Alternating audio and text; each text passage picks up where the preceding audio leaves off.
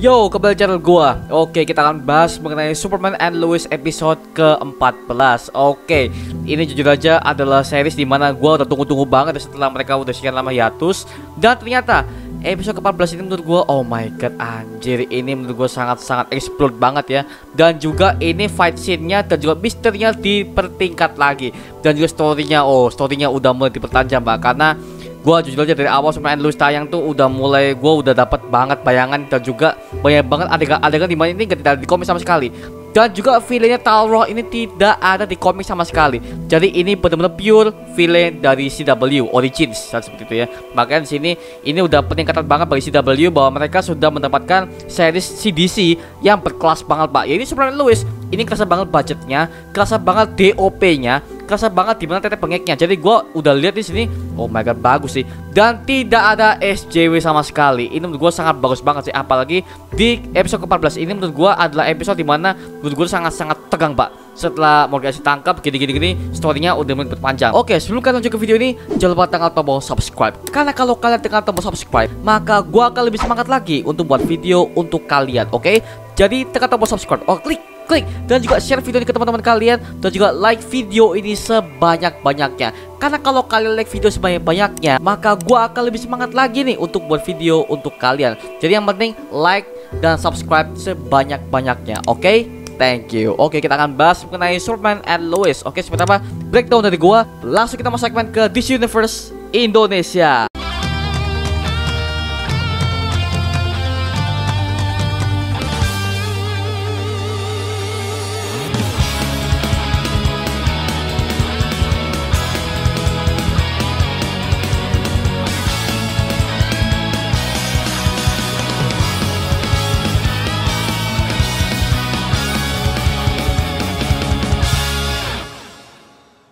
Oke, kita akan bahas mengenai Superman and Lois. Ini apa ya, jujur aja nih, banyak banget ada adegan dimana tuh story-nya udah berpanjang. Oke, story-nya dimulai ketika Morgan Edge di episode ke-13 ya.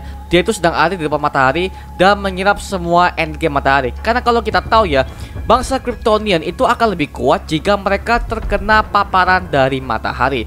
Jadi si Morgan Edge ini langsung ke depan matahari dan langsung menyerap energinya, sehingga itu akan membangkitkan yang namanya The Eradicator. Kalau kalian masih ingat di episode ke-12 atau ke-13 ya, itu si Morgan Edge dia itu sudah menyerap kekuatan The Eradicator setelah dia meledakkan mesin itu dipakai lasernya. Dan ketika di episode ini gue melihat, oh, gue tahu maksudnya seperti apa. Jadi di Eradicator itu adalah sebuah mesin di mana itu bisa membangkitkan semua pasukan-pasukan Krypton yang telah mati dahulu. Nah, siapa pasukan Krypton ini? Yaitu adalah mereka yang sudah mati dalam tangannya General Zod. Oke, kalau kalian masih ingat ya, General Zod kan pernah menyerang Metropolis kan. Dia tuh bawa pasukannya kan. Dan pasukan-pasukan ini adalah pasukannya si Zod. Jadi si Tal-Rho ini menggunakan semua nyawa-nyawa dari pasukan Zod ini untuk hidup kembali dan melanjutkan misinya, yaitu membuat bumi menjadi Krypton. Sebenarnya misinya sama sih, cuman ini lebih seru kalau ini sebenarnya adalah Zod. Ini lebih seru sebenarnya, tapi karena ini adalah villain baru tapi tujuannya sama, ini menurut gua kayak gimana ya? Fokusnya udah bagus fokusnya. Cuman ini lah masalahnya adalah ini lebih baik ini seharusnya Zod yang main gitu loh, daripada Tal-Rho yang originnya cuman gitu doang. Dan juga sini cuman lu adalah kakak gue gini-gini kepada Superman ya. Tapi feelingnya tuh gue seakan-akan itu kurang dapat aja sih. Makanya di sini lebih baik ini adalah Zod karena tujuannya sama gitu loh. Jadi ya gue rasa ini kayak kurang dievaluasi lebih lanjut ya untuk adegan-adegan seperti ini. Makanya mending ini Zod aja sih. Kalau kalian punya pendapat lain, tulis di kolom komentar di bawah. Oke, lanjut. Ada pendekatan si Jordan Kent dan juga si pacarnya Sarah Cushing.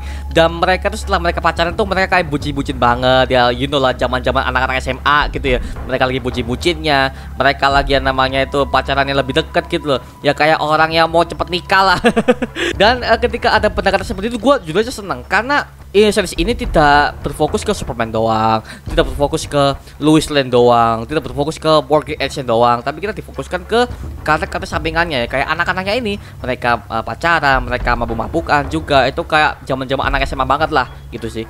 Tapi di sini yang melihat gue lihat Sarah Cushing dan juga Jordan Kent di sini tuh aktris dan aktornya tuh mereka tuh punya chemistry sama sekali. Mereka punya chemistry sehingga sini tuh menjadi hidup, Pak. Ini gue suka di sini. Makanya setiap jokes yang mereka tawarkan, setiap mereka nuansa pacar yang mereka tampilkan di sini ini bagus. kelihatan banget mereka tuh ada chemistry sebelumnya. Makanya di sini gue suka pendekatan mereka itu bagus. Dari awal mereka itu bukan siapa-siapa. Ini pendekatan mereka itu kayak Clark Kent dan Lana Lang di Smallville banget sih. Jujur aja, ini yang gua lihat di sini karena pendekatannya sama. Kalau kalian lihat di Smallville awal-awal season ya, itu kan Clark Kent kan sedang mengejar si Lana Lang, dan itu pendekatannya sama kayak si Jordan Kent sama si Sarah Cushing ini. Jadi mereka mengambil Easter egg dari Smallville terus diturunkan ke sini. Nah, itu yang gua dapatkan di sini. Makanya di sini kok gua nggak asing ngasih ini, makanya seperti itu. Makanya gue yang gua lihat di situ sih. Nah, seperti itu. Yang belum nonton Smallville, tonton Smallville, oke? Series paling lama di sini tapi bagus, oke? Lanjut. Akhirnya kita bisa melihat penduduk Smallville sudah mulai berdemo. Nah, mereka berdemo ini karena General Lane dan juga pasukan DOD-nya ini mereka masih ada di Smallville, dan itu membuat panik orang-orang. Dan juga mereka tidak tahu sebenarnya Morgan Edge siapa, dan juga kenapa dia bisa terbang dan punya kekuatan kryptonnya sama seperti Superman. Nah, seperti makanya orang itu bingung apa tujuan Morgan Edge sebenarnya. Nah, jadi seperti itu makanya banyak orang ini bingung, dan juga banyak berita yang tidak faktual gitu loh, gak faktual gitu. Jadi mereka tuh kayak takut gitu loh, apakah Morgan Edge akan kembali ke Smallville dan bisa mengajukan Smallville lebih dahsyat lagi.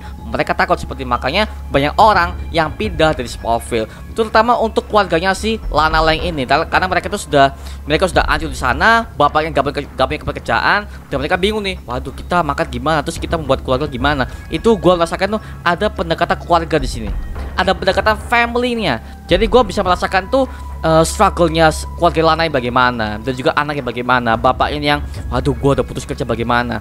Si suaminya Lana Lang ini dia tuh dapat pekerjaan di luar kota Smallville. Jadi mau tidak mau hubungan si Jordan Kent dan juga Sarah Cushing ini harus LDR ya. Nih bagi kalian yang masih LDR nih, gua mau tanya nih, gimana pendapat kalian soal LDR ini? Tulis di kolom komen di bawah ya.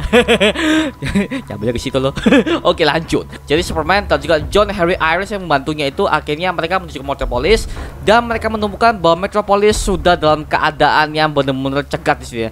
Terus juga banyak orang yang merasa waduh di gimana, dan juga dievakuasi oleh perintah DOD. Dan tak lama kemudian Morgan Edge menyiapkan pasukannya. Tapi di sini yang gua tahu di sini ya, ternyata tiba-tiba itu pasukan itu ada di tengah-tengah para warga Metropolis. Nah, yang keluar ini kan 4 kan ya. Jadi, tiba-tiba di tengah-tengah warga Metropolis itu ada 4 bangsa Kryptonian yang bersembunyi di antara mereka. Itu benar-benar waduh, itu benar rencana yang gua kaget sih lihat, dan jujur aja gua kaget sih. Anjir, ternyata masih ada, karena gua kira tuh pasukan-pasukan Krypton yang sudah mati ini yang merasuki orang-orang ini udah berakhir di episode sebelumnya. Tapi ternyata tidak loh.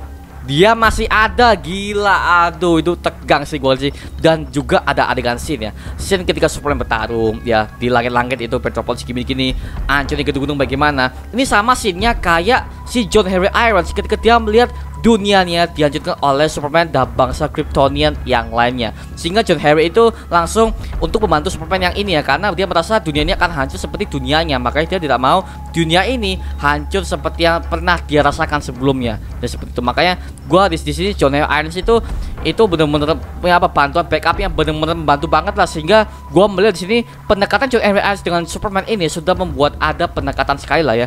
Jadi mereka saling membantu, udah jadi rekan gitu loh ya. Jadi seperti itu makanya kalau soal John Henry Irons di komik sih dia tuh adalah Steel ya, kalau kalian belum tahu ya, Steel. Jadi tuh sebenarnya gue belum baca komiknya, jadi gue baru jujur baru tahu banget untuk John Henry Irons di series ini ya. Makanya mungkin gue bisa bikin videonya mungkin sebelumnya, dan mungkin gue akan baca komiknya karena gue belum tahu si Steel ini powernya seperti apa. Apakah dia pakai baju besi doang atau dia punya kekuatan seperti Superman, gue nggak tahu. Tapi yang jelas gue akan mungkin baca-baca, mungkin kalau gue tarik gue akan review. Kalau gue ya udahlah, gue akan baca-baca aja sebagai referensi aja gitu ya.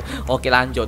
Dan singkat cerita akhirnya nih si Morgan Edge ini gue lihat itu bukan Talor lagi. Jadi tubuhnya ini adalah jiwanya di Eradicator. Jadi jiwanya awal dari mesin ya, dari mesin itu mesin hancur kan, tapi energinya pindah ke tubuhnya setelah dia menembak lasernya kepada mesin di Eradicator, sehingga kekuatannya langsung menyerap ke tubuhnya. Jadi seperti itu, makanya itu membuat jadi ini alasan dia tuh menembak di Eradicator itu ke mesinnya itu, sehingga ya itu nyalur ke tubuhnya juga, ditambah dengan menyerap kekuatan matahari. Fix bagus dah, aduh. Karena gini, kalau bangsa Kryptonia sudah menyerap energi matahari, alhasil mereka akan menjadi semakin kuat, Pak. Makanya gue melihat, aduh gila, gue kaget sih, ada jujur, gue kaget banget sih.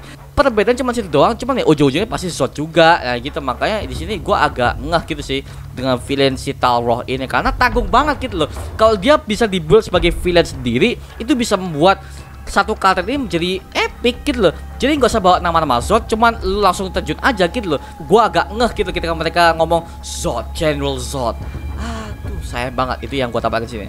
Oke, lanjut. Dan ketika ada suatu break ya, ada suatu break moment ketika si Jordan dan Sarah Cushing ini mereka bingung apakah mereka akan melanjutkan hubungannya sebagai LDR atau enggak. Tapi ya menurutnya Sarah itu mengatakan bahwa ya kita nggak bisa LDR karena kita pasti akan berakhir lebih buruk seperti yang dialami oleh Jonathan sendiri. Karena Jonathan sendiri itu udah LDR semenjak mereka itu pertama kali pindah ke Smallville di awal-awal episode. Itu akan mengalami kejadian sama seperti yang dialami oleh Jonathan. Jadi mereka itu bingung loh, aduh kita gimana nih, LDR gimana nih.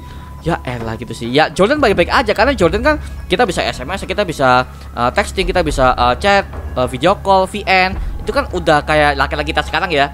Kita LDR ya udah gak apa-apa lah gitu. Tapi ya si Sarah Cushing nggak mau karena bagi wanita itu menanya pacaran tuh kalau LDR tuh gak ngeh gitu loh. Dan gue juga pernah ngerasain bagaimana itu loh, karena ya gue juga pacaran LDR pernah. Makanya ya cewek itu selalu maunya tuh oh nggak mau tuh kita pacaran gini-gini.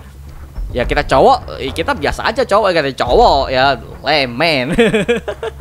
Tapi di sini ya bagus, apa yang pernah gua alami itu sama kayak di sini. Jadi gak cuma gua doang yang aneh di sini. Terus seperti itu. Oke, lanjut lah.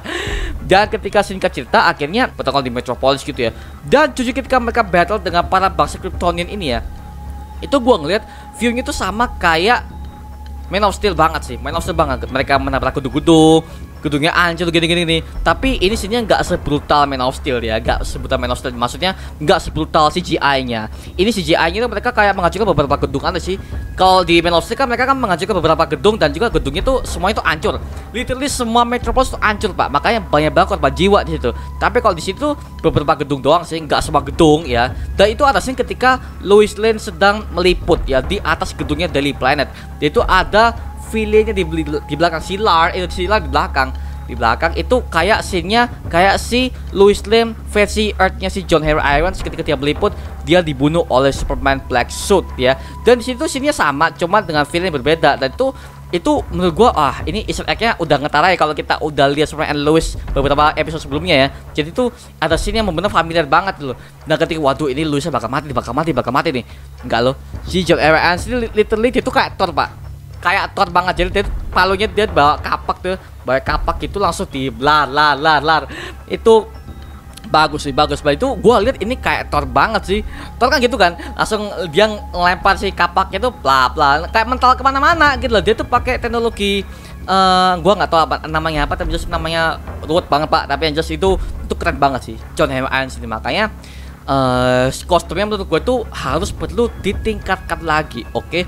Kalau dia ingin sebagai karakter yang benar-benar manly banget di sini, maka dia perlu upgrade kostum, mungkin perlu upgrade cerita bagaimana dipertajam lagi. Makanya di sini John Henry Irons itu posisinya lebih diturunkan sedikit dan posisi itu lebih ditingkatkan ke si Morgan and si Tara ini dan semua pasukan Kryptonian-nya. Itu menurut gua ya gitu aja sih menurut gua sih. Dan satu lagi, kok gua lihat kota Metropolisnya kelihatan sepi banget, Pak. Jujur aja, dari awal scene ke scene itu gua ngeliat oh my god, semua jalan itu sepi. Gua nggak tahu di mana kota sebesar itu kok sepi banget loh. Makanya di sini gua ngeliat sayang banget itu loh. Namanya kota pak, karena kota kok kayak kota mati gitu loh. Kotanya ramai itu cuma di satu spot doang yang gua ngeliat ya, yaitu ketika si para warga Metropolis itu berkumpul sambil mereka ngeliat dan merekam si Morgan Edge yang sedang ngawang itu doang. Itu doang yang gue ngeliat mereka tuh rame. Sisanya tuh ada Binir dan ini menurut gue tuh tidak memperlihatkan bahwa kota ini bener kota gitu loh. Ini kayak kota mati pak. Which is ini penyakitnya sama kayak Batman vs Superman yang mereka battle di Gotham, yang Gothamnya bener sepi ya, BVS. Astaga, apa sih? Udah Doomsday cuma tinggal ngancil gitu doang. Apa sih? Gak kasih kota gitu loh. Itu kayak kota mati sial. Itu yang kekurangan dari saya di situ ya. Masih itu. Oke lanjut ya. Singkat cerita akhirnya ternyata si Jordan Kent itu langsung ditangkap. Oke, ditangkap di sini Pak karena si Morgan Edge ternyata dia punya tujuan khusus. Selain dia ingin mengajukan Superman dan juga Metropolis, akhirnya dia menculik si Jordan Kent untuk memindahkan transfer jasa ayahnya itu ke tubuhnya si Jordan Kent. Jadi Jordan Kent itu akan dijadikan tubuh inang untuk dimasukkan jiwa ayahnya ini ke dalam tubuhnya si Jordan Kent. Jadi Superman itu ketika dia mencari Jordan Kent, dia nggak bisa karena jiwanya sudah tidak di situ lagi. Makanya Superman ketika dia mencari si Jordan Kent, dia nggak ketemu. Ya seperti yang gue bilang tadi, jiwanya itu sudah bukan jiwa Jordan lagi, melainkan itu adalah jiwa ayahnya si Tauro. Makanya di sini, waduh ini gimana nih? Superman udah mulai panik dan akhirnya ada scene dimana si Superman dan Lois Lane pelukan karena waduh nih Jordan kemana nih? Ini kemana nih? Ternyata mereka selama ini lengah gitu loh. Mereka lengah gitu bahwa ternyata selama ini tujuan mereka itu adalah salah satu dari anaknya Superman yang punya kekuatan gitu loh. Untuk episode 15 kan adalah episode terakhir ya. Makanya gue pengen tahu nih di episode 15 gue pengen tahu seperti apa. Makanya ini juga jangan episode 14 dan 15 ini kan udah rilis beberapa hari yang lalu dan gue baru lihat sih, dan karena gue masih fokus ke Titans ya, makanya di sini gue ngelihat ya it's okay, bagus untuk episode ini. Makanya tidak ada yang sia-sia di episode ini, makanya gue ribut ya. Itu juga ceritanya bagus, semuanya bagus kok di sini. Gak ada yang gak penting, semuanya penting. Makanya meskipun underrated dan gak ada YouTuber yang membahas, gue nggak tahu kenapa gak ada YouTuber yang membahas gitu loh. Aduh, gitu sih. Makanya sayang banget sih ini nggak dibahas tuh. Aduh ya gitulah seperti yang gua bilang saat ini ya. Untuk skor, oke, Superman and Lois episode ke-14 ini gua kasih nilai ya B lah, B aja gitu loh. Karena semua itu belum ada yang mencengangkan dan juga kasus-kasus ini masih seperti biasa lah, masih unik lah, masih pakai template di film sebelumnya lah, masih sama lah. Jadi belum ada yang unik sini, makanya ya biasa, bagus. Tapi untungnya nggak separah kayak CW yang masih mementingkan SJW parah itu ya. Seperti itu aja sebenarnya dari gua sih. Kalau kalian punya pendapat lain, tulis di kolom komentar di bawah dan kita bisa diskusi bareng seperti biasanya. Oke, terima kasih udah menonton video guys. Jangan lupa like, comment, dan subscribe untuk mendukung gua membuat video mendidik kalian semua. Oke, dan juga share video ini ke teman-teman kalian yang suka banget Marvel dan juga DC, terutama DC ya. Oke. Dan juga like video sebanyak-banyaknya. Kalau kalian like video sebanyak-banyaknya, maka gua akan lebih semangat lagi untuk buat video untuk kalian. Oke, sampai jumpa di video berikutnya. Adios. Woo!